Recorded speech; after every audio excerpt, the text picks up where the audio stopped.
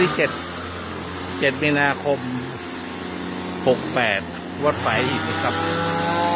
ก็เย็นๆมาก็ร่วมมือกันอีกครั้งหนึ่ง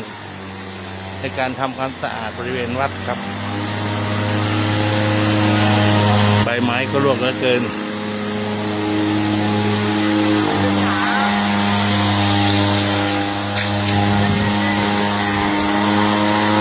ฝุ่นก็เยอะครับต้องใช้น้ำฉีดก่อนนำ